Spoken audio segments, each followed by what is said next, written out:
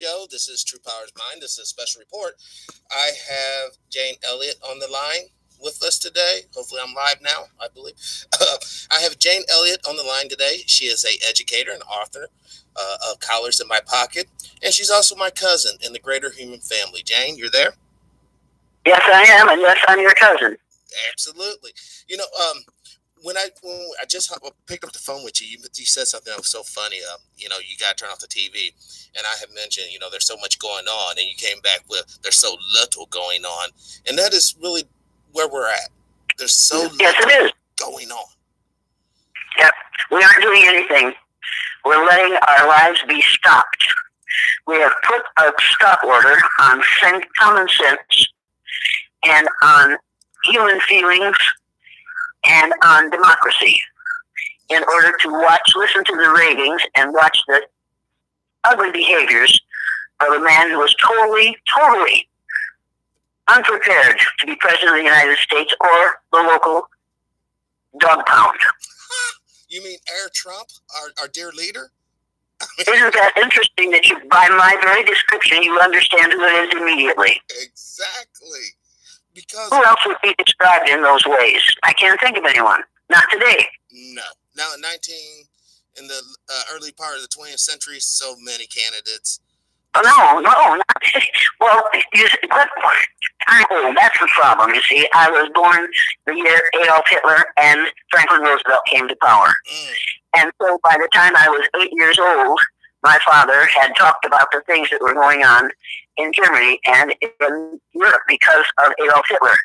And then the Second World War started. And when I now walk out of my house or sit in my house and watch television, I see the things that people are doing and hear the things that they're saying. It's very reminiscent of what was happening during the Holocaust. And I don't think that most people are aware of that. And most people hearing me say that will say, she's really crazy, because that isn't the way it is at all. Oh, yes, it is. I'm sorry, but it is.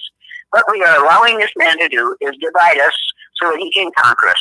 He has now gotten himself a base of about 32% of the population, of the voting population of the United States, simply by defining an enemy. And defining that enemy by skin color, by sexual preference or orientation, and by religion. And he was informing us in his heavy-handed and idiotic way that these people who are different from us came from asshole countries in the first place.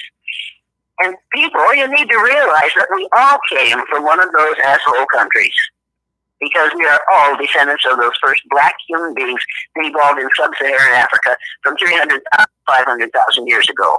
So if you want those countries to be called the asshole countries, and he doesn't say asshole, he says shithole countries. And that's not what they are. Right. And we need to remember that, because we all came from there. But not only that, Jane, there's something called our Central Intelligence Services that go into these so-called shitbag countries, destabilizes them on purpose. Not just the United States. Europe plays a major role in this as well, for corporations to later come in and exploit said countries for its resources and manpower. Of course they do. And now that's what the Chinese are doing to this country. The Chinese are trying to colonize the United States of America. And I don't think that most people in the United States are aware of what's going on. They need to wake up. They need to stop worrying about this trumpeter and start thinking about what is really happening here. Come to Iowa. Drive through Iowa, but keep your car windows up, because the smell from the confined animal situations, and the animals in those confinements are owned by the Chinese. They are using Iowa farmers to raise pork for China and destroying our land, our water, and our air. And most people aren't anywhere, and aren't even aware of that. And it's not only happening in Iowa, it's happening in at least 5 states in the United States are being colonized by the Chinese. Now, they aren't moving in. They're just moving the product in that we have to live with, and then it ruins our air and our land and our water. But we don't realize it, because the farmers who are raising those hogs are saying, why don't you want us to make money?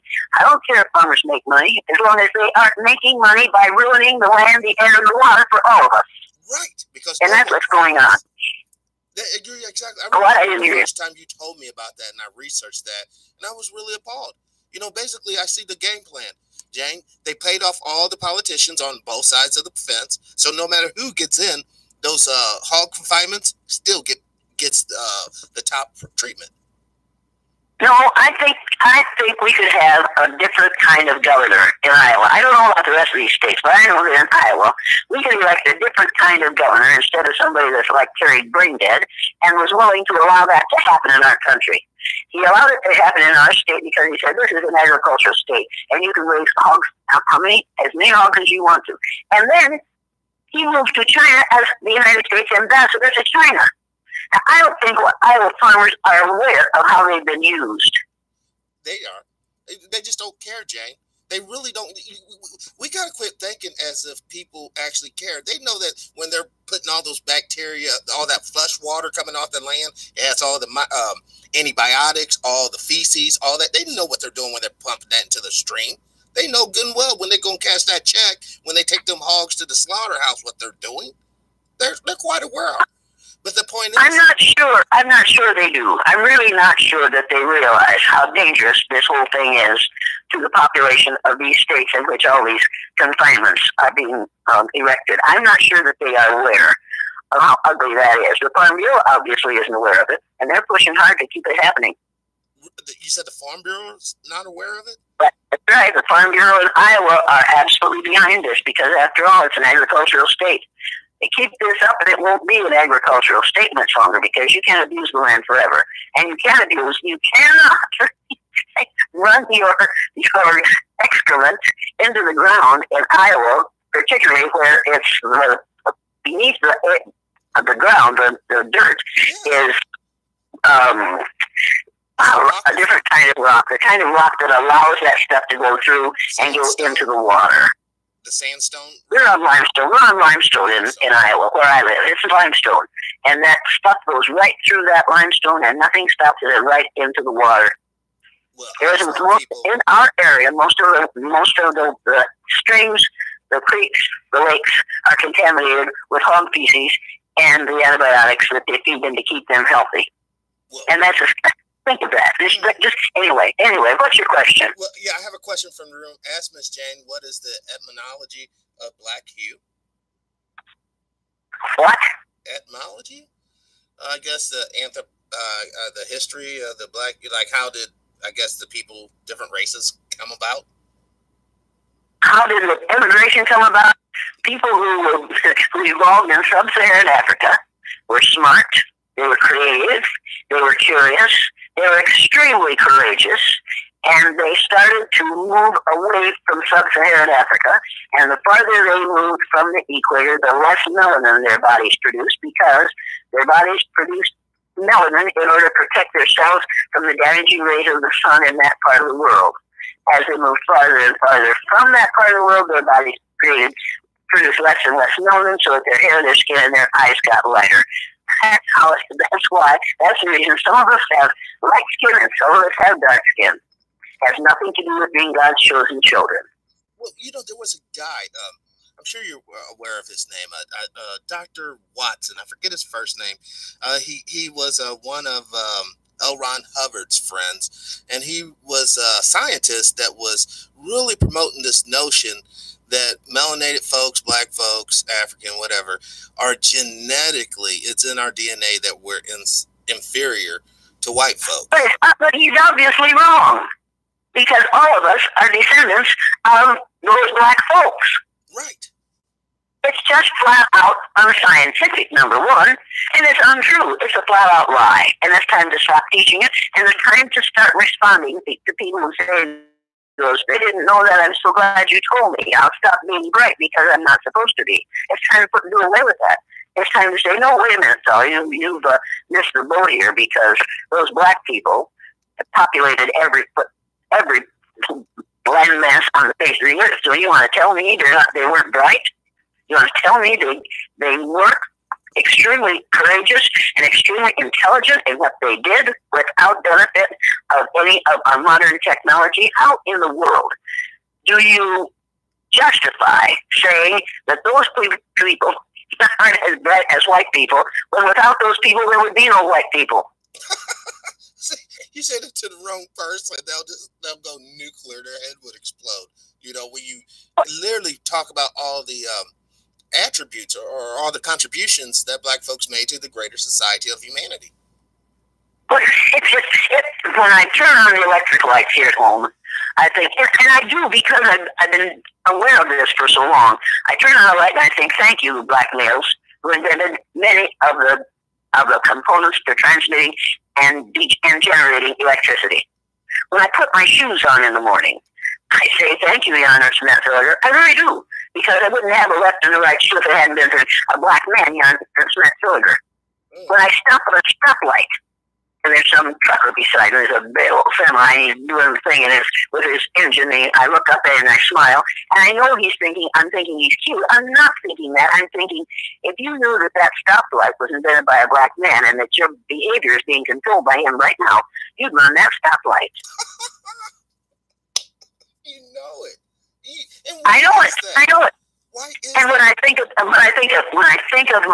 my son who had to have blood transfusion using stored plasma, I thank Dr. Charles Drew because he was instrumental in making that happen. There are so many things that we have as a result of the behaviors and the inventions and the creativity of people who are other than white that it makes a mockery of the way we treat Black History Month. Yes. If you're going to have Black History Month, you have to go back 4,000 years before the birth of Jesus Christ if you're going to teach Black history. And I don't think we want to do that, because then we would have to tell the truth about Black history, and we can't afford to do that. We have to start with slavery. Wow. And teachers will say to you, we have to teach Black history as it relates to American history. Number one, America is everything from the northernmost point in Canada to the southernmost point of South America. All of that is America. Right. So what we're really teaching is United States history, not American history, because we don't teach about those, what he calls, shithole countries in South America, or even in Central America. We teach about those Western European nations, which we are quite certain are the reason the United States is as good as it is. No. I'm just so disgusted with what we call modern education, because it isn't education, it's indoctrination. Exactly. And to put the point, most of the, if not all the wealth that allowed these United States to go into the Industrial Revolution was generated through the free labor that the slaves had to give. That owed money in these United States. That's what that's all about. And a lot of people are finally getting that point. But the thing is, like, what do we have going on with the reparations? As far as that's not even. You see, reparations. Somebody said to me yesterday, called me to tell me that he is going to try to get legislation written that he's going to support reparations. And I said, for the Native Americans? Well, no, for the people who were brought here as slaves. Well, wait a minute. They couldn't be brought here as slaves if we hadn't enslaved Native Americans first. Right. And if we hadn't stolen from Native Americans, and if we hadn't taken not only their land, but their children, their wives, and their husbands, and their fathers, and their religion. So if you're going to start with reparations, number one, you have to give the land back to the Indians. And they aren't even Indians. They are the First Nations people who lived here. Well, he said, we don't want to do that. I said, well, you're right, you don't want to do that. He said, what he was talking about was sending black children to school for college overseas, so that they wouldn't be exposed to the racist teachings in the colleges in this country. I said, you've just given me an excellent idea. Let's call reparations. For reparations, let's furnish a free college education for every Native American and every black who is a descendant of people who were brought here as slaves. You want reparations? That's the way to have reparations. That way, those people who were brought here as slaves, their children and grandchildren and great-grandchildren will have the benefit of what those black people did, just as the plantation owners' children have the benefit of what those black people did. Now, does that make sense to you? Well, that makes some sense. I mean, it's better than nothing. Absolutely. What do you mean? What do you mean it's better than nothing? You're going to get nothing if you keep on asking for reparations in the form of 40 acres and a mule, and that's all they were promised. Oh, I'm totally against all. I actually want universal income for all. Because until all are free, none are free. As long as we keep on in this dynamics as far as, because the problem is, Jane, no matter if we're in a communist society, a socialist society, or a capitalistic society, we are still going to deal with economic gatekeepers that are racist in their heart. You cannot legislate hate out of people's heart. So the only way to circumvent them basically racial sleeper cells or terrorists, and I'm not talking about harming people, of course they do that as well, but I'm talking about people that will sabotage people's career or steal their work, steal their intellectual property rights. The only way to circumvent all of that and bring up all the folks, the poor whites, the poor Latinos, the poor black folks, because the problem is, and many of us have recognized this, if you just give money to any group of people who have been indoctrinated and psychically destabilized, like many folks have been, regardless of the race, all they're going to do is take that money and it will go directly from their bank account into the vendors and merchants and loan officers' bank accounts. So that's not an option. I mean, I understand what you're saying as far as education is a key, but liberation is far more valuable and far more tangible to most people than just merely having an education where you still will have to deal with a racist HR manager or a racist district or regional manager in your career aspirations anyways. But you don't understand what I'm talking about when I talk about education. I'm talking about the first thing we have to do is re-educate the educators.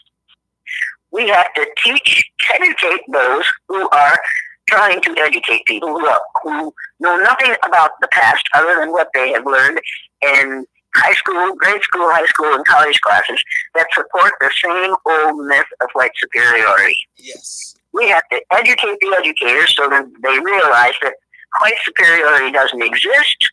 Whites don't exist. When I go to a college campus, I say, I'm standing on the stage in my white sweatshirt, I say to the students, can you tell where my sweatshirt leaves off and my skin begins? Well, they laugh like, boy, you're really old. We sure can. I say, well, if you can, you need to understand that my sweatshirt is white.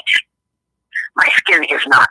Right. We have to stop saying white and black and all these other names that we call them races. They aren't races. There's no white race. There's only the human race. There's only one race, and it's composed of about 2,500 different skin colors. And if you don't believe me, then you go to the April issue 2018 of the National Geographic magazine. And turn to the page, and I have it right here because I said an ad in the National Geographic magazine this week. I ordered 5 of these magazines because I'm going to lose them just as fast as I get them, because when I show them to my guests, they say, can I borrow this? And I know what they're saying is, I'm going to take this home and you're never going to see it again. So I buy them. Because once you read this thing, you can never believe in the myth of white superiority or the myth of race again. You've got to turn to the pages on which there are pictures of, 50 probably, different human beings, different colors, and they're all on the color wheel.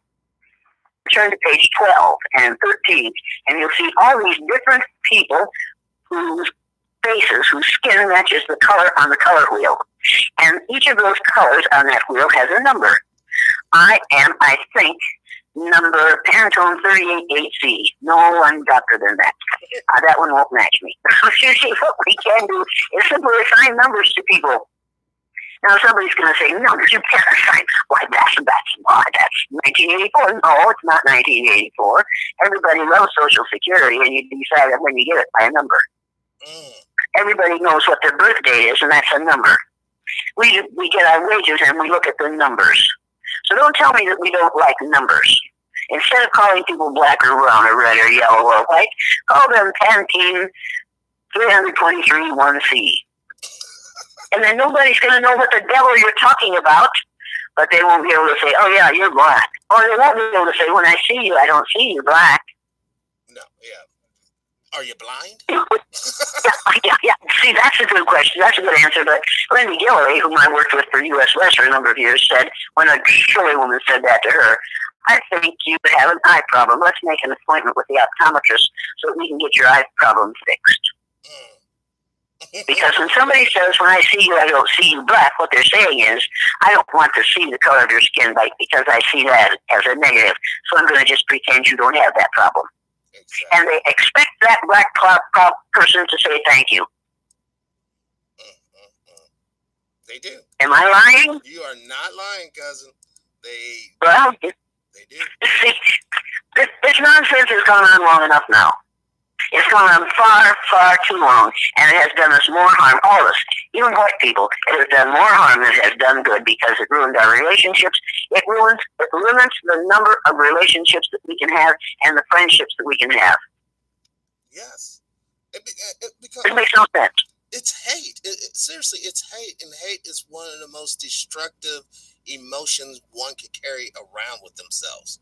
You know? But hate is a learned response. You aren't born hating. Right. You have to be taught to hate. And have I been on this show before? Yes, you've been here like 4 times. Yeah. Oh well, then I'm just repeating what I said before, right? Well, in a more passionate way, yeah. It's all nonsense.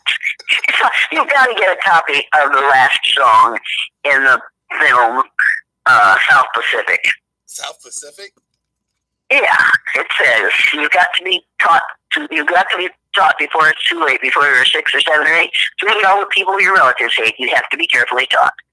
I had another question from the chat room. Ask Jane the middle of her social or SSN number, odd or even? Is it an odd or even what? number? I guess the middle number in your social security lineup, is it odd or even? Kind of weird question, but okay. Let me think about it. Okay, that's even. It's an even number, David. I mean, I don't understand. Why? I don't understand. He hasn't responded yet. Wait, if we're here's another one from Dot Lex. If we're given reparation, we'll never be able to talk about what was done to our ancestor and what continues to happen today. We would be paid hush money to stay quiet, and that is true. That is true.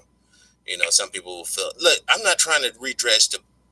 I mean, obviously, you know, we all should be aware of the past. It's like I really want to focus on the future, because in 100 years, 200 years from now, Jane, if people haven't progressed or economically made it, the slavery argument or any of the things, you know, pertaining to reparations would be kind of, you know, that'd be like an Irish guy coming up. Hey, you know, the whole potato famine was really caused by, you know, them basically selling off our potatoes, and we want reparation. People are like, well, that happened so long ago, et cetera, et cetera.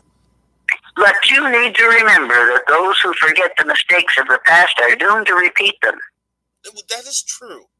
And that's exactly what we're doing right now. We are repeating the mistakes of the past, and the mistakes aren't that far back. We're doing in 2019 what we allowed to happen in 1933 to 1945. It isn't that long ago. No, it's not.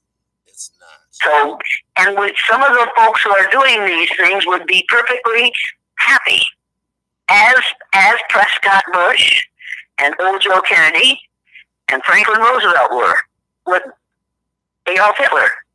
Franklin Roosevelt said, leave that man alone. He's dealing with the problem. He's solving a problem the rest of us don't want to deal with. Now, you see, those who are allowing this man to do the things he's doing are very similar to those men.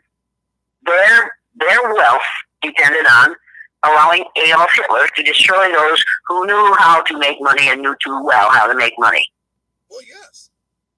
And, I mean, I had a guest on last night, or actually the night before, Dr. Randy Short, that actually broke down the whole, like the Jews that pre-persecution were basically kind of allowed to leave Germany if they had the money to or whatnot. And matter of fact, the United States would not allow them to enter our country, apparently, until after the war. So it's like there was a lot of bad things that went on. So when we draw the comparison between Trump and Hitler, what would be the group that he would persecute? black folks put us on trains, put the Mexicans on train. You know what I mean? It's like we've already seen the groups that he will persecute. He'll persecute anybody that his bottom, that has 30% of the population, of the voting population of the country will tolerate being persecuted. And that's people of color and people who worship in a way that is different from Christian and those who are members of the LGBTQ societies. We know who he will persecute, who he will voice ugly sentiments about, because he knows that the people who disapprove of those folks are his base. Right. And you said something at the very beginning of the conversation that was really quite terrifying. 30% or 32% of the country is really backing him. And, let's face it, the Nazi hierarchy never killed nobody. It was the underlings that actually carried out the call. So, I mean, I guess it's incredible or fantasy as it may seem.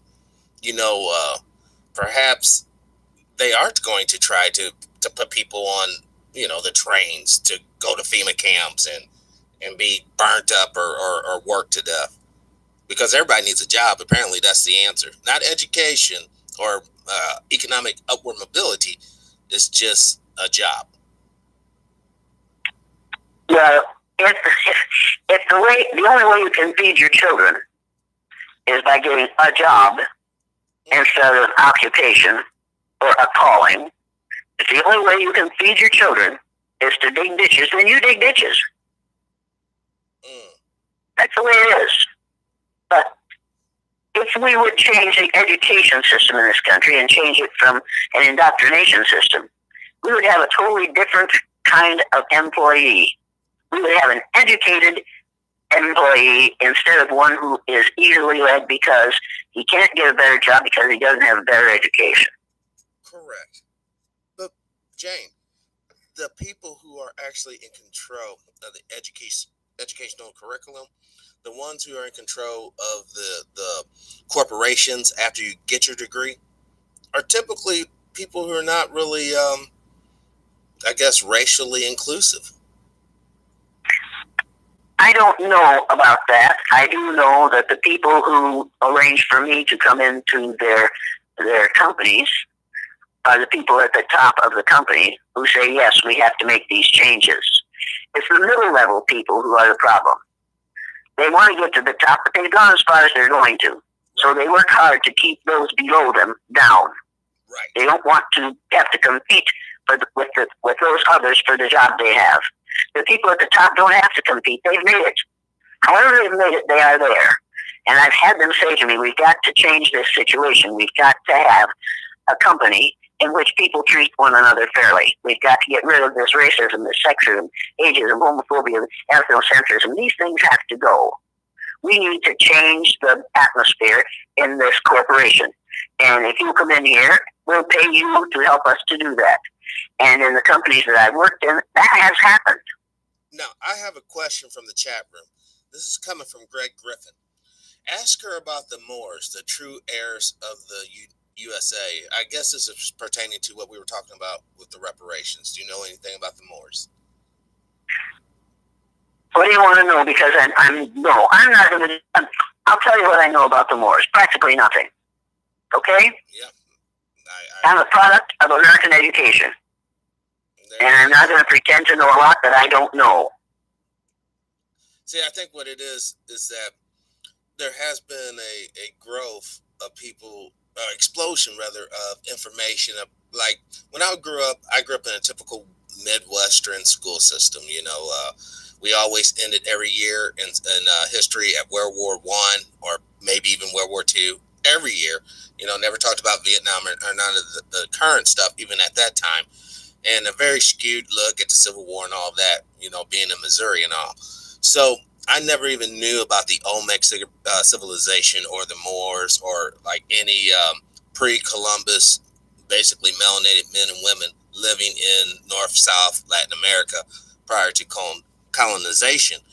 And when we talk about giving the people back their land, many people will be shocked that many so-called black folks or copper tone folks were already here on this land waving at Europeans. Hey, come on over, guys. You know, get some food and all that.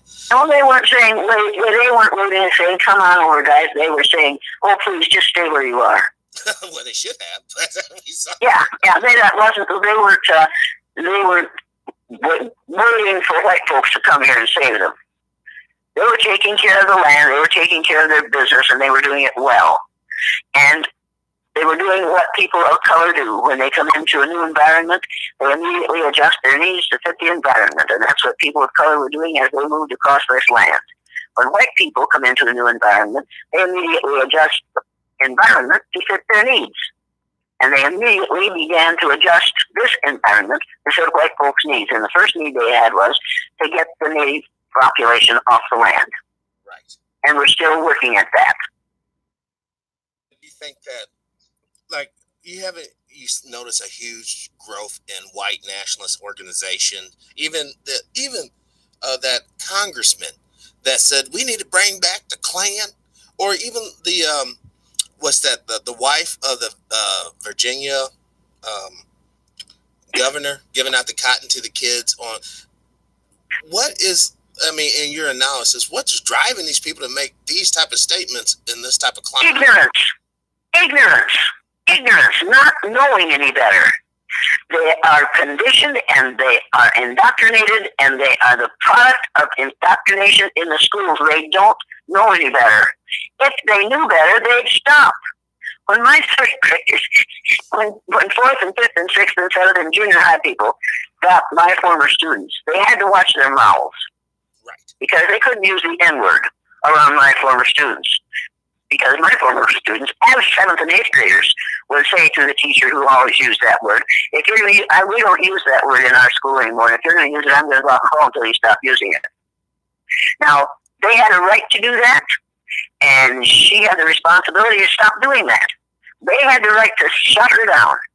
And when enough people decide that they've been indoctrinated and they have lived on the beliefs that were poured into them, K through 12, when enough of them decide that they aren't going to believe that nonsense anymore, we'll change the situation. But what we have to do first is educate the educators. Yes. We have to insist that educators know the truth instead of the myth. And the first myth they have to give up is the myth of race. That's a tough one, Jane. People No, hold it isn't. fast. No, it really isn't. It really isn't. When I tell people that they are cousins, when they leave my presence, as they leave, they say, goodbye, Cousin Jay. And they go out with one another, talking and laughing and enjoying one another because they're all members of the family of man. We don't have to play these silly games anymore when we realize that we're all cousins. And we are all cousins, and you can deny it until hell freezes over. That won't change the fact. So we have to teach the truth. It's so much easier to teach the truth and prove the truth and practice the truth than it is to continue to perpetuate the lie of white supremacy. Right. Superior people do not do to the land what we have done to this land. And do not do to the water what we have done to the waters here. And do not take off any regulations dealing with ruining your air. And that's what this fool has done. He's doing away with all those regulations that Obama and people before him put in place, because you don't have to believe that. And intelligent people believe there is such a thing as climate change. But if you want to stay ignorant, you don't have to believe that, and then you don't have to do anything about the situation. Man. Ignorance is truly bliss. Oh, yes. And in this country, about, 50% of white folks are really blissful. But we're getting less blissful as we realize that our numbers are decreasing. Our numerical majority is decreasing. And pretty soon we're going to have to, oh, Lord, I watched the Oscars. Did you watch that? No, I did not watch the Oscars, but a lot of people told me about the guy in the. You should have seen it, because it's like, here's the future, people. This is the future. Here are these brilliant producers, directors, stars, writers, composers. There they are. Most of them people other than the white color group. It was absolutely fantastic. I thought, well, I can die tomorrow because it's getting better. It's getting better. And who said, I can't remember, Disraeli, I think, said that no power on earth can stop a man with a dream or an idea whose time has come. Nobody could stop Martin Luther King Jr. His dream is still alive. And nobody is going to be able to stop the idea of one race, the human race, because that's an idea whose time has come. Well, there's been many people who work towards that end. And let's face it, the ultimate goal of any supremacist group is to ensure that their females do not mate or procreate, at least outside of quote unquote race that they belong to. So it's basically a device and keep everyone separate. But they can't procreate outside their race if they're all members of the same race. There it is. But we gotta get. They don't want to procreate outside their color group. Right. But that color group is still a member of the human race. Well, okay. Yes, I like that. Outside the color group, all right? Yeah. But we have to get past the whole color and just focus on the group. Because right now, too. No. There's nothing wrong with seeing color. But there's something wrong with thinking that if you have a different color skin, then that must mean you're a member of a different race. No, it doesn't. Okay, yeah. It means you are a member of the human race who has a different colored skin. Right.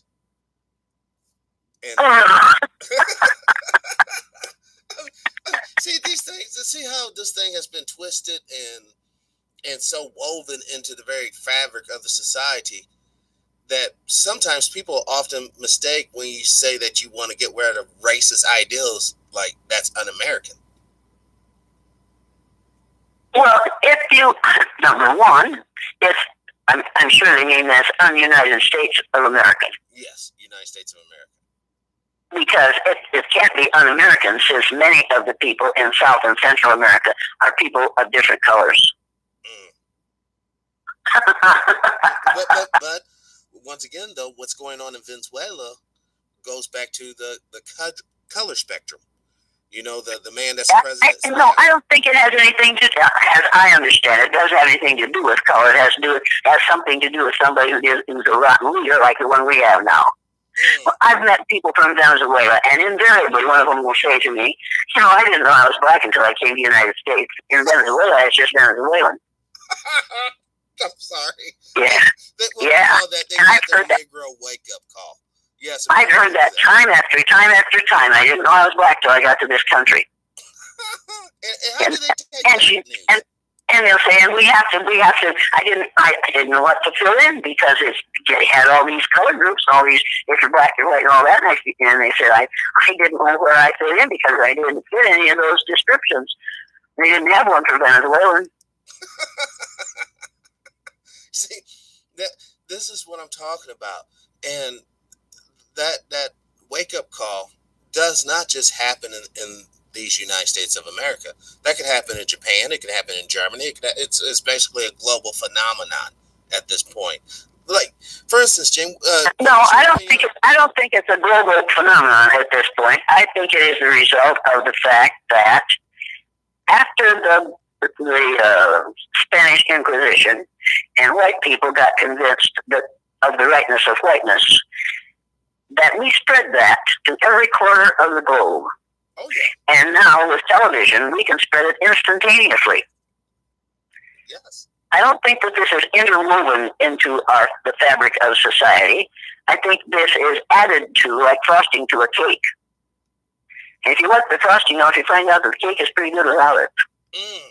And this country could be pretty good without the idea of a superior race. Well, this country will actually fulfill its promise in the Constitution for freedom of all if it would do that. And then but in our Constitution, it says that a black person is what, 3/5 of a man? Well, it used to, yes. Yeah, you see, that isn't woven into the fabric of our society. It is indoctrinated into all of us. But you can get rid of that. You can overcome that indoctrination. I know people who have. I know we had a president who did, and we now have a president who hasn't and who can't. If you just compare those two men, the one that preceded this fool and this fool, compare them and see which of them grew older, And which of them grew up? One of them grew older, and one of them grew up. One of them was indoctrinated and loved it. One resisted the indoctrination. But that's what most people of color in this country do. The vast majority of them don't believe this nonsense, but they go along, to get a job, to make that money, to play the game in order to win. Wow. White folks play the game in order to keep other people down.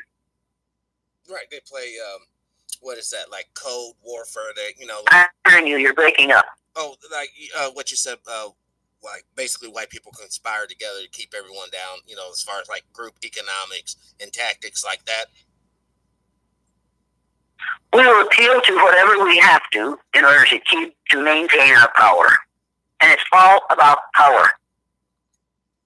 And it's the reason the women's movement was allowed to succeed, because it effectively killed the civil rights movement. Well, yes, that's yeah. And Jane, and it also allowed the government to tax another half of society. Because prior to then, a lot of women wasn't in the workplace. So when they came out the house, the kids goes to the indoctrination school, mom goes to work, dad goes to work, and the IRS goes to work. And the society suffers. Absolutely. Yeah. I mean, it's ridiculous. But see, I never on this, I have had guests that have, but I do not shame single mothers. I don't put like, oh my gosh, she has, even though I do believe. Hey. How do you have a single mother without a father being involved? Well, the father, he goes his own way. He runs out. How do you have a single mother without a man being involved? Well, you can't, literally. No, you can't. So instead of blaming single mothers for the fact that they're single mothers, let's go after the men who made them mothers. But nobody wants to, Jane, because they're dead. No, I'm sorry, but a whole lot of women want to. Yeah, but even like the point is though, Jane, even if I go and get this guy, right? He's a deadbeat. He has no money. He has no wealth. What are we gonna do? Just shame him? He don't care. You know what I mean? So that's why we have to have a social safety net. I know a lot of people don't want to hear this. I know I'm upsetting a lot of people, but welfare is a good thing. Oh, well, she lives. Well, you know what? Judge Joe Brown already told us there's never going to be enough jobs to go around.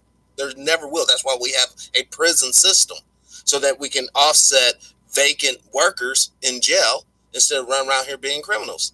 We need a social safety net. We have to start educating educators to teach less of the 3 hours of reading, writing, and arithmetic, Yes. which you can learn on a computer, and start teaching them reason, rights, and responsibility, which you can't learn on a computer.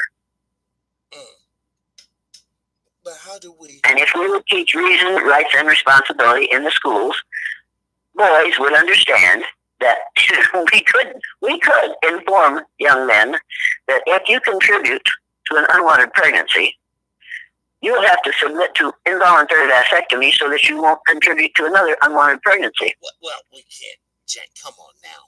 Why not? Why not? Why not? We can tell women. Wait a minute. We can tell women that they can't have an abortion. No, I don't. That's well, maybe, that's personally. I'm saying we. This society can tell women that they can't have an abortion because it's against somebody else's religion. Correct. And why can't we tell men that if they are irresponsible and contribute to an unwanted pregnancy, they must be changed so that they won't contribute to another unwanted pregnancy? If you're going to talk about single mothers, then you have to talk about the men who created single mothers.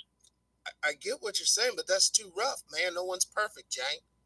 I'll tell you what's rough. What's rough is having a baby that you didn't want, being forced to have that baby, even though you were raped, still having to have that baby go through 9 months of carrying that child, and then several hours, and in some cases several days and nights of labor. That's what's rough. Well, yeah. Let's get real here. What we are saying is you couldn't do that to a man. It's like the woman in Canada who, after seeing the Blue-Eyed, Brown-Eyed Exercise, the film was made in Canada, stood up in the group and said, "How could you do that to those poor little white children?" And I said, if you're that concerned about what happens to those poor little white children for a day when they're being taught that so that their lives will be better in the future, you must be absolutely furious about what happens to children of color. Well, at that time I said black and brown children in your country and mine. And she said, that's different. They're used to it. They can take it. Wow. That's... Yeah, wow is right. Now, that's the way I feel about people who say, oh, ask a man to have a vasectomy. Well, the vasectomy takes a few minutes. It's in the doctor's office, and my husband didn't bother me at all. It's practically painless. And you don't have to worry about pregnancy, but you can still have sex as often as you want to. But, so it's not such a cruel, it isn't a cruel thing to do, but for some women, carrying a child to term is a death sentence. But once again, Jane, this goes back to the economic reality. You know, I mean, other than if the woman really didn't want it or she was actually, you know, raped or whatnot, that's those totally different issues. I'm talking about, you know, Billy and Betty Sue, high school sweethearts. You know, they love each other, you know, and, just love each other, little kids, you know, 18, 19-year-old kids. And they make a mistake after prom. Someone gets pregnant. No. Because, listen, one of the most fundamental human rights, I don't care what any law says about it, is the right to lay and make love to another human being. Absolutely. And it is your right to choose to do what you want to do with your body. Well, yeah, I don't think no one's questioning that. Oh, yes, we are. When we say a woman is not allowed to have an abortion, we are telling her what she can or cannot do with her body. Yeah, but let's break that down, though, Jane. That is not all women. White women do not have the right to give up them white babies. That's what that really is about. They're not talking to the sisters and the melanated women about that. In fact, that's where you'll find the Planned Parenthood centers, like Margaret Sanger said. She wanted to kill all black folks, the eugenicist, the one that's thought up Planned Parenthood. So it wasn't a benevolent situation. Wait a minute. The Greeks thought the sun was a god going in a golden chariot across the sky every morning. Apollo. Yes. That was a long time ago. Margaret Sanger was a long time ago. We have learned enough that we do not have to live with what she caused or what she did. We know better than to do that now. Right. We know how reproduction happens. And when a man tells me or my daughters or my granddaughters what they can do with their bodies, I get really upset. Until we can insert a womb into these people who are making these rules, these men, you better not be making these rules for women who have wombs and who carry children. See, this is what I'm talking about. It's so important that we have a republic. Then you won't have... I'm sorry, you're breaking up. I think it's a good thing. I said, this is why I think it would be an awesome good thing if we, instead of focus on democracy, we focus on a republic. And we articulate all the rights reserved to the individual for the republic. So therefore, no political group or politicians can make laws to infringe on people. Listen, you shouldn't have to... that'll solve it? You think that will solve the problem? It would solve the legal aspect of it, absolutely. The moral aspect of it, no. Do you think that will make you and me agree on this subject? Yeah, because I basically agree. Okay, let's just take abortion. Could you and I ever agree on that? On abortion? No, because at the core of myself... No. You see, that human differences and human opinions matter. Right. And I think there's no way in the world that you can cause everyone to act the way you want them to, because the next guy who takes over may want them to act in a different way. Exactly. I think people have to be taught to be responsible for their behaviors. Or we have a republic that says we are guaranteed these things to do with our own bodies. No one can take that away. Now, you can make laws pertaining to regulations of big corporations, but when it comes to that girl, she wants to have an abortion because of the republic, it's in the law. You can't infringe on that. Or because this is a minority man or woman, you can't just keep them out of the loop just because. Do you really think that we don't have laws to prevent our present president from doing many of the things he's been doing for the last 50 years? I know we have laws, but we also have... We have laws until the cows come home. Yes. But if you choose not to follow those laws, you will live out. You can write laws forever. But first you have to teach people ethics so that they will see the reason for those laws and their responsibility for following them. But that's a great point. But the problem is, Jane, remember what you said about the Oscars and what they're really promoting? I mean, I'm just speaking from the common man's point of view, you know, the basically my audience base. They view homosexuality as a detriment, particularly to the black folks in this country. Like it's a part of, because we all know, Jane, if you do not have babies, and the adults of this group are already basically disenfranchised or maybe even felons, they had no political power, then you can eliminate that people by turning the rest of the men gay, aborting the future babies, and then drugging out and abusing the adults and older children. It's all part of a plan, and my audience is quite aware of this plan. We understand. If your audience is composed,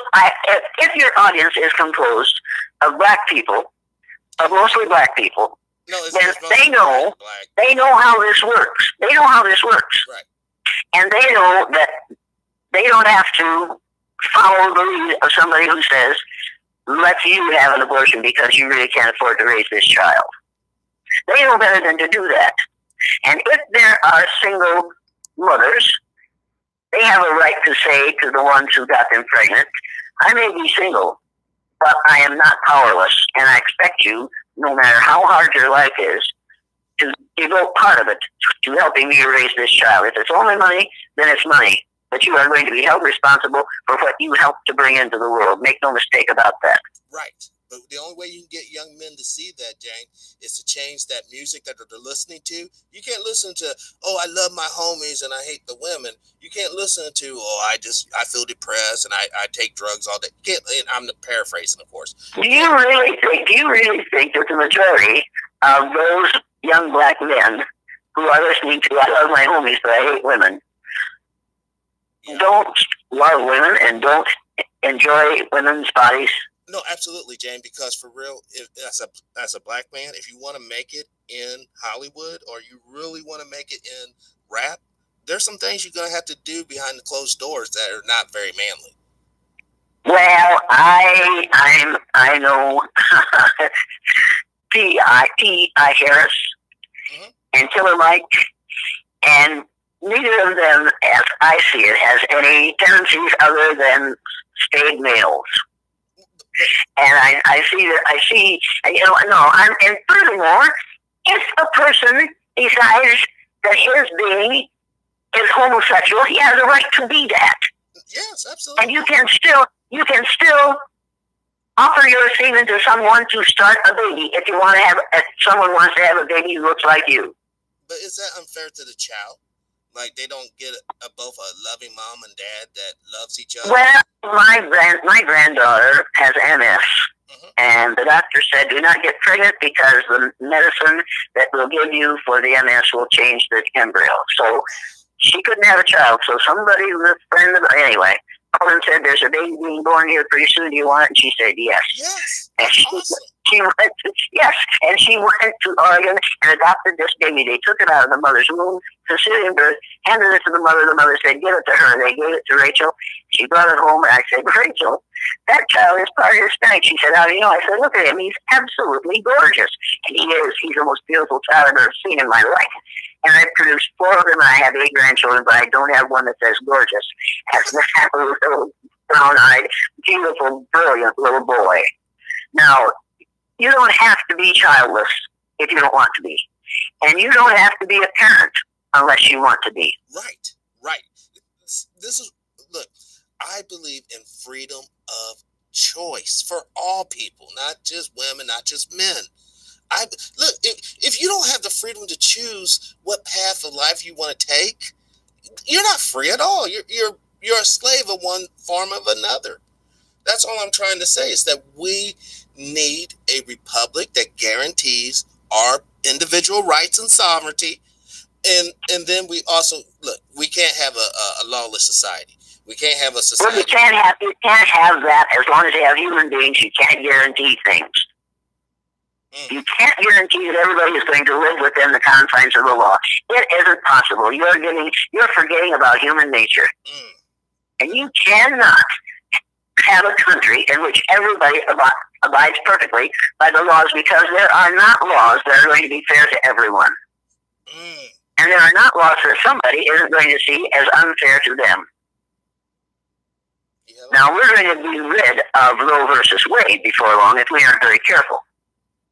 And if you want to talk about a republic, talk about this place, which we call the greatest nation on earth, which is going to go back to telling women that they have no right to control their own bodies, that their bodies are in the hands, control of the government. And before that happens, one needs to remember, and I think I've talked with you about this before, that during the Holocaust, young women in Europe, particularly in Germany, were forced, young, blue-eyed, fair-skinned, white women, blonde-haired women, were forced to go to rape rooms, to be raped by German soldiers in order to guarantee that there would be more blonde, blue-eyed, fair-skinned people in Germany and in Europe. Now, this kind of attempt to control people's bodies in this country could lead to something that bad. It's like the Handmaid's Tale book, you know? Yeah, but you see, that was just a story. But what happened really happened. It isn't made up. It is history. And people need to realize that history is his story, not hers. Her story would be very different. It would be written very differently from the way history is written. I mean, this is a little bit of a weird question. It's my own personal curiosity. But that's right. You've gotten some weird answers. Why shouldn't you ask a weird question? Go for it. Could you share with us, coming up in the society, seriously, as a white woman, any frustration, to that at all? Or was it, the gravy train? If what I have lived through is the gravy train, don't get on it. If somebody offered you a ride on my gravy train, turn it down.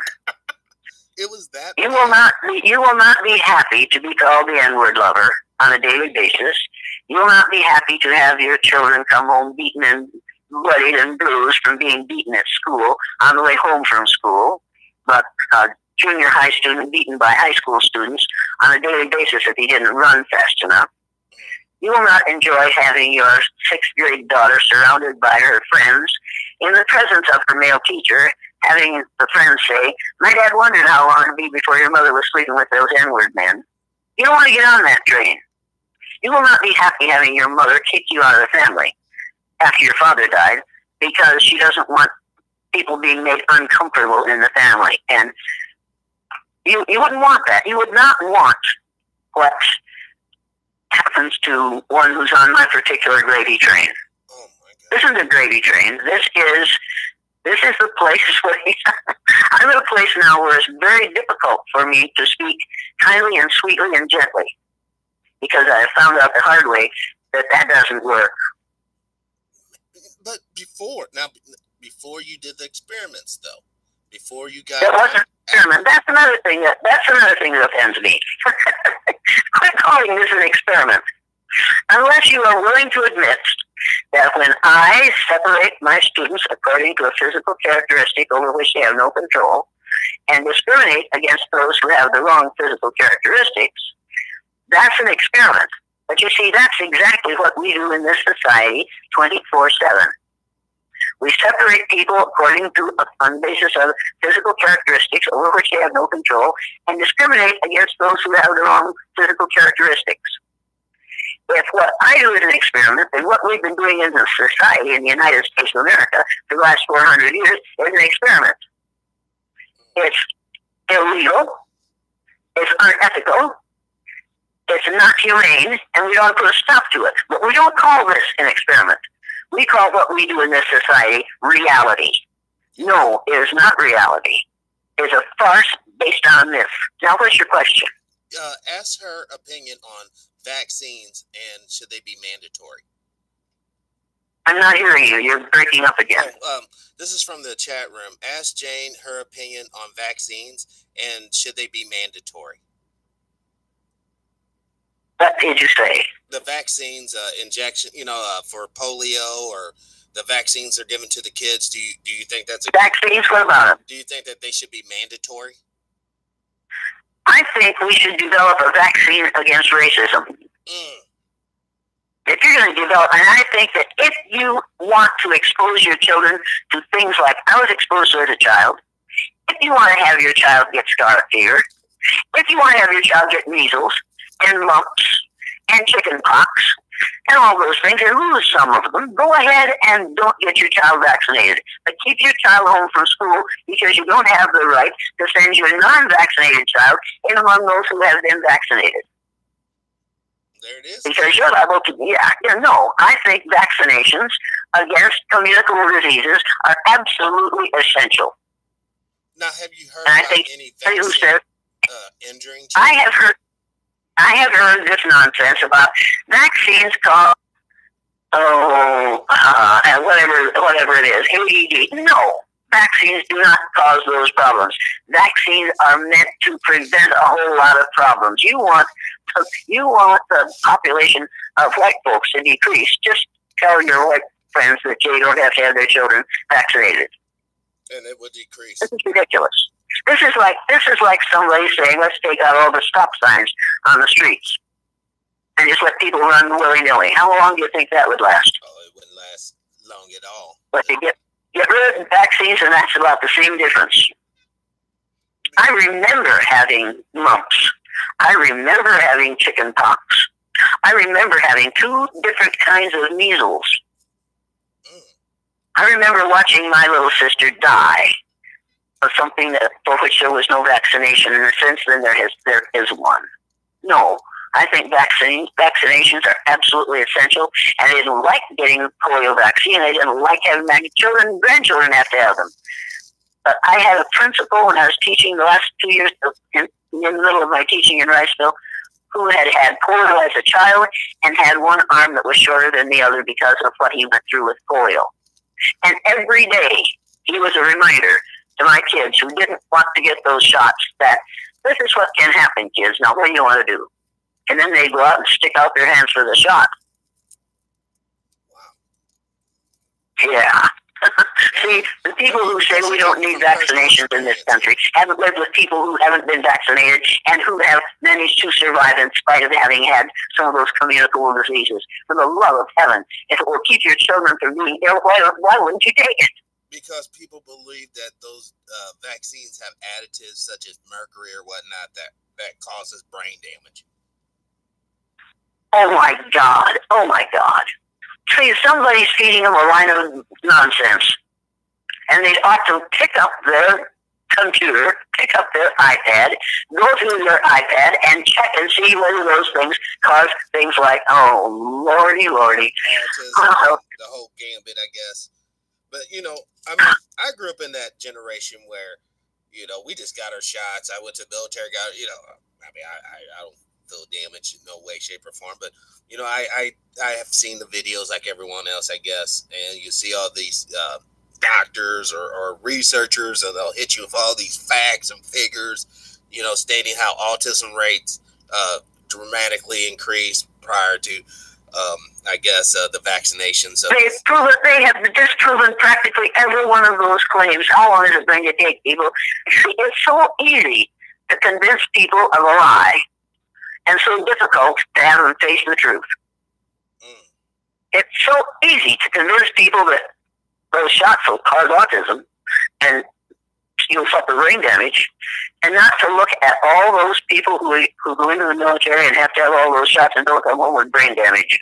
Right, or at least not from the vaccinations. Now, they do come home with At least not from the vaccination. They were brain damaged before they went in, but it wasn't because of the shots they got when they got there. You're right. I mean, these are issues, that a lot of people are, these are issues that I like to discuss. Some people want to talk about this. Why bother to discuss them when they're so obviously made up to scare people? Exactly. And if we can scare all black people into not getting those shots, we can reduce the size of our black population by a whole lot in a short time. But see, that's the whole kicker, though, Jane. That's not the target that I got my information. The target group is like from the Alex Jones show.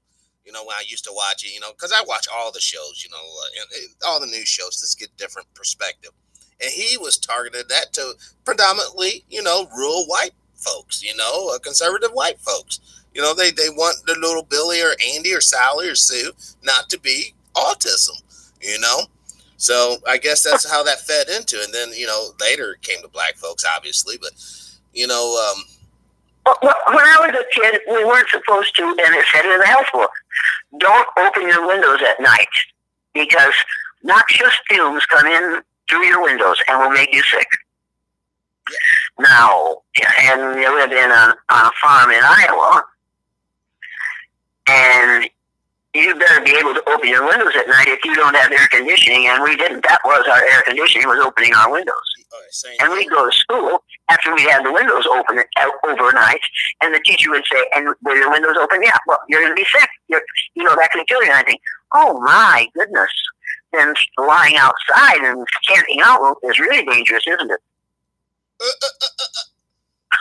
You said that. Oh my God. See how ridiculous this is. You can start at, who was it? P.T. Barnum said, you can fool all the people some of the time, some of the people all the time, but you can't fool all the people all the time. Correct. And that's what we have to remember, that we have to refuse to believe this nonsense that keeps being spread in order to, you don't have to write laws to change the situation. All you have to do is start a rumor among ignorant people who are scared. Oh. Did you just say ignorant people who are scared? That's what I said. Ouch. Well, that's a lot of our fellow citizens out there. They're scared. They really are scared, and unfortunately, some of them are actually quite ignorant as well. They're actually what? They're quite ignorant as well. Oh, yeah, you have to be ignorant to be scared of things like shots against contagious diseases, against communicable diseases. Oh, mercy. Yeah, and there's a famous woman who's been on a whole mess of television shows, and they finally had to take her and convince her scientifically that her child would not be autistic because of shots against communicable diseases. And she just finally shut her mouth. But they had to do a long-term education situation with her. Jane, this information has really proliferated through the nation. A lot of people aren't taking heed to it. A lot of people, those are just fringy, cringe. No. You'd be shocked how many people actually, believe basically vaccines are a big pharma biological weapon against the populace to depopulate us. Well, we all know that it isn't big pharma that's the biological weapon against the populace. It's the agricultural situation. It's the Farm Bureau. Let's blame it all on the Farm Bureau. It makes as much sense. It makes as much sense to blame it all on the Farm Bureau or the future farmers of America. Let's blame it on those young people who are in the future farmers of America. Let's blame it on them. We'll find a scapegoat, and then we'll blame everything on that group. It works. Hitler proves that works. This fool is proving that works. Yes. Just choose a topic and choose a group, and then accuse that group of causing this topic. Let's blame it on Big Pharma instead of blaming it on our lack of responsibility for taking care of ourselves. But, okay, though, when you lack the economic means, how can one actually achieve that? You lack access to clean water or access to non-GMO foods, non-genetically grown foods or non-genetically grown organisms, because you heard they're coming out with the beef or meat that's grown in the labs now. Well, see, I don't know what it's going to be like in the future. I don't know exactly what it was like in the distant past. All I can take care of is what I do in the present. Correct. In the present, I'm careful about the food that I eat, and that costs me more money to eat food that is organically grown. Right. Now, how can someone... I realize that. With a Trump box. But that means that if I'm raising a family, I have to give up some things like going to movies and going to Disneyland in order to feed my family in a healthy way. Sure. You have to give up some things if you're going to take advantage of other things. That's just the way it is. I'm sorry, but that's the way it is. We white folks in this country, and most of the people in this country, have been conditioned to the myth that we can do whatever we want to because we're in the land of the free and the home of the brave. Right. And we're free to do as we choose. But only we white folks are free, and people of color have to be brave. But we white folks don't even have to think about that. We're quite certain, most of us, the vast majority of us, are quite certain that it's going to be all right. That somebody is going to step in and make Big Pharma do the right thing. I want them to step in and make Big Farmers do the right thing. We'll have to worry less about Big Pharma if we start worrying about what's happening on big farms. Yes, and they're all interrelated. They are interrelated there, because just think about it. If you're one of these people who believe the food's tainted, you're one of these people who believe the water's tainted, you're one of these people who believe the air's tainted and vaccines are tainted. Don't you see how scared? You know what I mean? Don't you see how in a mental perpetual fear storm these people are in? And when you boil your water and you wear a surgical mask when you go out of your house, and you eat only those things that you raise in your window garden, how long do you think that'll go on? No, we want to complain. We want to figure out we're being abused, but we don't want to take responsibility for our own behaviors or for our own lives. We want somebody else to control them. That's Stockholm syndrome-ish. That's what? That's like being Stockholm syndrome. You know, your oppressor or captor beats you. Oh, I love you. Just beat me a little less. I love you. I mean, you're saying people are that? You think people are that weak? I think people are just uninformed. People are just not organized. If you think the information isn't out there about things like communicable diseases, you're mistaken. And I think that the people who are believing all these ridiculous statements about autism need to get self-educated and stop believing everything they hear. They need to be responsible for what they intake intellectually, yes, as responsible for that as they are responsible for what they intake as food. So do you think we'll ever get to the point to where the government will force people to take vaccines or force people to, take any type of medical procedure, even if it's... Oh, you think you wonder whether that'll ever happen? Yes. You can't get into kindergarten unless your child can't get into kindergarten unless he's had his vaccination. That's actually true. You think it'll ever happen? It is already happening. It's been happening for a long time. My God. So when you was a teacher, did you ever know, like when a kid went to get their vaccination, say during the school year, did you ever notice a difference in them? What do you mean? Did I ever notice the difference in their health, or did I ever notice the difference in their happiness? What? Like in their health. Like, say, little Billy, was in your grade, and, for whatever reason, he had to go and get shots. He comes back the next week, and he's like, different. No, I never noticed that. They all went, and I'll tell you why I didn't. Because all those kids, they lined them up in the hall, and the school nurse and the doctor were at this table. They took the kid's name, they gave the kid the shot. And they all went back to the classroom, and we finished the day. And they all came back to school the next day, and the next day, and the next day. And we had very, very few cases of whooping cough, or measles, or mumps. I never saw a case of diphtheria because we had shots for that when I was a child. We saw chicken pox, but they don't have chicken pox anymore because they have given children inoculations against chicken pox. I think it's better to have or have not. To have is better than have not the shots. Right. Well, then what about the issue on the sexual indoctrination of young children in school? What? In California, apparently fifth graders are being taught about sex, but kind of in an inappropriate way. They talk about different positions or whatever. Do you think that's the role of the school in general to teach? Well, that didn't happen in my granddaughter's case here in California, and I haven't heard any parents out here talking about that. And I live in California for 6 months of the year, and I don't hear parents talking about the fact that their child is being taught how to have sex in different ways at the 5th grade level. Okay, I'll get the information on that and recheck that. And if I made a mistake on that, I definitely put it in the descriptions and to clarify that. But that's why I was underneath the impression that somehow basically unsavory characters got into the curriculum out there in California, and they kind of interject like gay, transgender sex, and all this stuff into the sexual. Well, I don't think they probably are teaching how to have gay or transgender sex. I think they may be saying how you live your sex life is your business and nobody else's.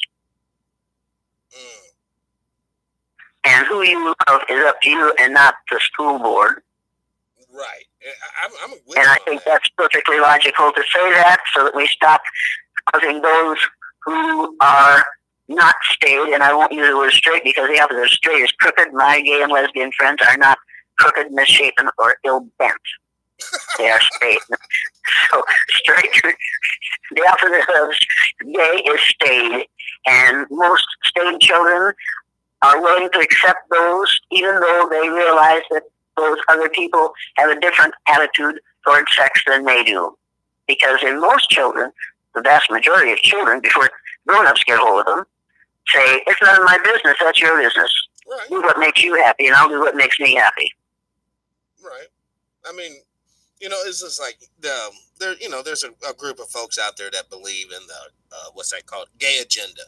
Like there's an actual agenda to try to force gayness on the rest of the country or whatever. Myself personally, I don't think they try to force gayness on the rest of the country. I think they try to encourage the rest of the country to accept those who are different from what we call the standard sexual identity. And I think they have the right to expect us to accept them. If we are acceptable to them, then they should be acceptable to us. And those of us who believe in the platinum rule treat others the way they want to be treated. Well, cool. I don't treat people other the ways I want to be treated. I treat people the way they want to be treated. And if this person's sexual orientation is different from my own, then that's his business and not mine. Exactly. I mean, call me old-fashioned or whatever. I just think sex education should be taken out of school altogether. I think that should strictly... If it were education, it would be all right, but it isn't. It's a sexual indoctrination. Yes. Now, sex education is not a bad thing. Sexual indoctrination is a bad thing. Right. And it's what we have been exposed to in this country for the last several years. At least the last several years. And once again... I mean, this ain't who decides? Who makes the decision as to whether you are or are not gay? Some counselor who's going to turn you? No. Some priest who's going to use you? No. Well, then let's take a look at this before we start telling adults what they are allowed to teach children. They better teach them the truth, and the truth is that we all, at conception, we are all conceived female. And it's not until that other hormone kicks in that embryo becomes a male. Yes, I remember. Yeah. That we that may not be the proper terminology, but we are all, at conception, we're all conceived female. See, that's just so. So how could there not be some confusion? Well, you see, without sounding totally ignorant or naive, I think some of this, the gayness or whatnot, is once again tied back to the economic opportunities, economic benefits. Because once again, and I can only speak from basically a black straight male or whatever position, I have seen, observed, if you put on a dress, you swish a little bit, you act a little shay, all and suddenly, you're beloved, the doors are open. But if you come in there talking, hey, I love God, I love my woman, I want to be a good man to her, I want to build a strong faith. Oh, get out of here, you intolerant plebe. You haven't been in the small Midwestern towns lately, have you? Well, yeah, I'm actually in one right now. you're talking Hollywood here, and Hollywood is never land. well, hold on. I had on Judge Joe Brown from TV, and he said that and this is his words. I'm quoting him. Hollywood is the most racist place to do business in he has ever did business in. Hollywood is racist as heck, and he's a good example. He was beating Judge Judy, Oprah, and Phil in the ratings, but they kept on tricking the calibration of the ratings to keep suppressing him in many ways. So once again, there is a history of straight black males, at least, kind of being shadow banned in Hollywood. I don't know about that, but I've known some absolutely lovely stayed, not straight, black males.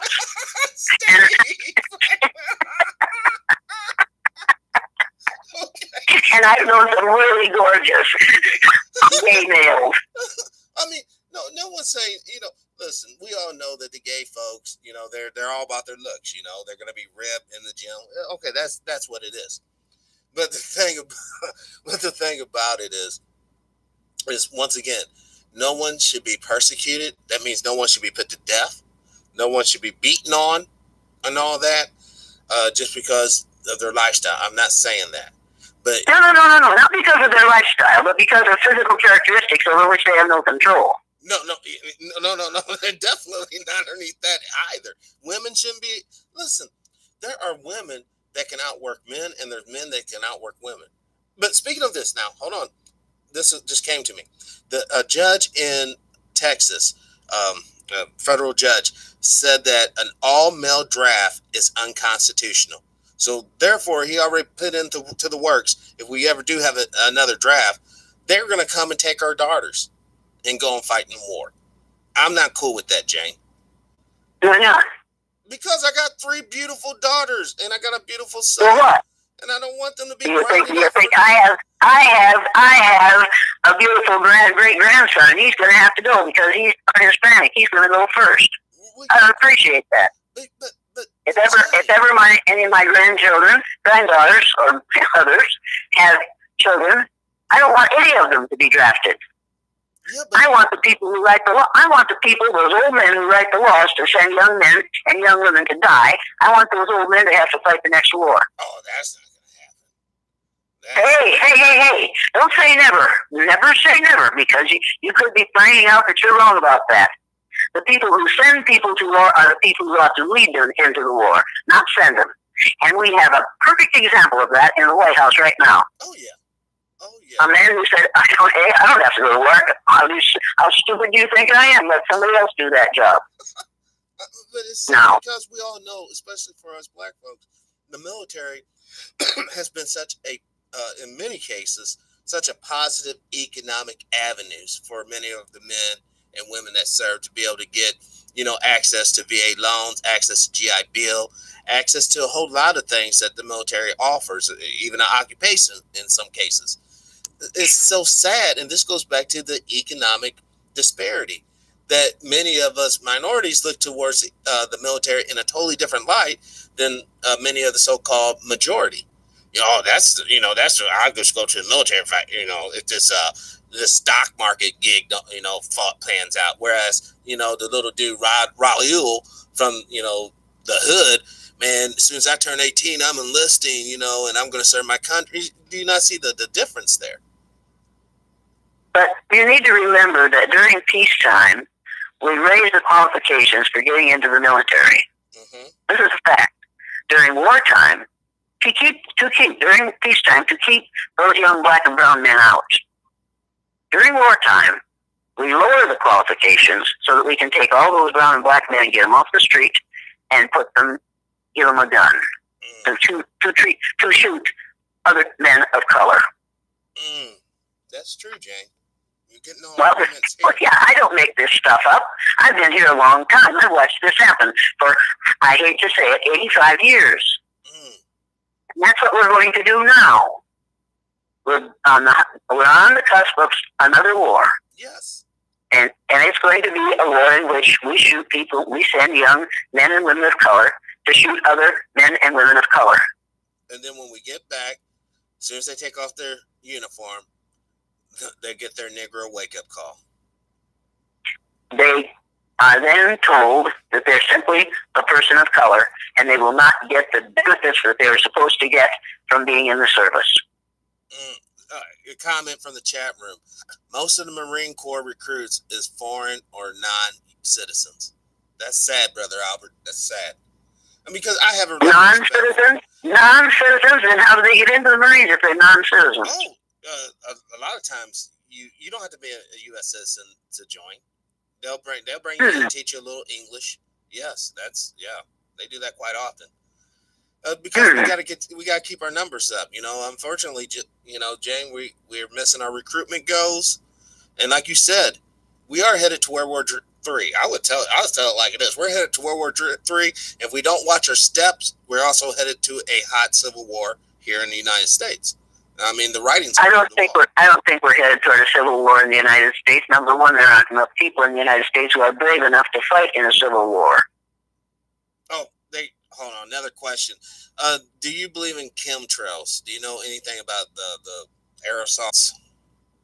No. Okay, there you go. I know I like to fly in a jet. I don't know what happens to people who are under the spray that we're leaving behind as we fly. Right. Okay. I mean, that's fair enough. And then Albert wrote, they neutralize. Oh yeah, they're neutralized after a number of years. So in other words, a lot of the non-citizens, that's actually a path to citizenship. And I have zero problem with men and women of any nation or any race coming to this country. Really, I mean, as long as they're going to participate. What race are you talking about? Which other races? Oh! I was just saying that for the new people who showed up. No, there's only. Which races are you talking about? Any other color groups, not races, just color. Thank you very much. I'm a fast learner. It's hard to teach you male anything, isn't it? I'm a shiny nose. No, but how often have you and I talked about there only being one race? How often have we talked about that? Every time. It means. How much longer is it going to take you to stop saying, I don't care what race you are? Wow. You got to understand, it's been a wrong 46 years on this earth. Oh, you have my sympathy, and you'll find it in the dictionary between syphilis. But sometimes it's so hard, honestly, because we're all basically indoctrinated in the culture that we grow up in our formative years. You're indoctrinated in the United States nonsense. Yes. There are many different cultures in the United States, but there's only one nonsense, and it's the nonsense of racism. Well, do you think that? I mean, obviously, and I'm just doing this for the audience benefit. This is the first time you've been honest with me now? Okay, here we go. Now you're going to be honest with me. We must be coming to the end. Yes, we are. But the origins of race, real quick, could you please describe to the young people the origins of racist like what year did it become a thing? Get on your net and look up the Spanish Inquisition and look up the name Torquemada. And he's the man who did all the killing of those who were other than Christian and other than, finally, white. You need to read about the Spanish Inquisition and how at that point there weren't enough, when they came to this country, there weren't enough people that they couldn't kill Jews because there weren't enough of them. So they turned on people of color because they couldn't tell what your religion was by looking at you, but they could tell what your skin color was. So instead of just killing Jews, they killed people of different colors. You need to look that up, and you need to read it, and then you need to write down several statements about that and pin it to your bedroom walls or on your ceiling of your bedroom so that you can, when you wake up in the morning, you look up there and it says, there's only one race, the human race, and I'm a member of it. Yes, I remember this. Yes, we are. And on that note, this is a perfect place to stop on that note, because we are all human beings. I want to thank you, Cousin Jane, for taking time to chit chat with me and the listeners and the viewers. No, listen. Apparently, they lost audio. They want to know your explanation on chemtrails. Basically, guys, she does not know about chemtrails. No information there. She doesn't know what happens to people who, breathe in the jet juice. Hey, there's a cure for that. Wear a surgical mask when you go outside. We're not going to all run around here like Michael Jackson. If you are that frightened over the fact that there are jet fumes in your air, then just take care of yourself and let other people take care of themselves. But don't, if you're given the opportunity to ride on a jet plane instead of a covered wagon, take the jet. Did you just say covered wagon? Come on, people. Can't flip the program. Stop worrying about things that you really wouldn't stop if you had to, because jet travel is so absolutely necessary now. This is the 21st century, isn't it? Yeah. Yes. I mean, listen, I tell people this all the time. Even though I know a lot of people who are preppers, these people believe in an imminent collapse of society or whatever. The thing about it is you can never really lose focus. You can't never really, because no one's trying to go back to living in primitive times. Also, well, instead of people worrying about what is happening and the fact that they can't do anything about the jet fuel that's coming on them from those airplanes, walk up to the next person who's smoking in front of you on the street and reach up and break a cigarette in two. Hold on, miss, before you leave, there's just one more question. The chat room is erupting. You have really hold on, one last question, Jane. This is from Brother Albert. Ask her if the earth is flat or round. Depends on where you're standing. There you go, guys. There you go. It comes on your point of view. When I stand on the earth, it's where I'm standing is flat, unless I'm on the top of the hill and then it's round. I happen to think that the world of the earth is round. But I know people who will insist that it's flat because they can only relate to what they see with their eyes right in front of them. And as far as they're concerned, it says in the Bible, the four corners of the earth, therefore, the earth must have four corners and it must be flat. And answer, is God real or... Oh, okay. Is God real or fake, Jane? Is what? Is God real or fake?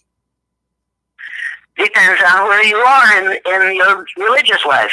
I happen to think that God is a spirit. And I happen to think God is a force in the universe. And I happen to think that if you're going to worship something, you need to do what the Greeks did, worship the sun, because from the sun comes everything we have energy-wise on the face of the earth. True. Even oil.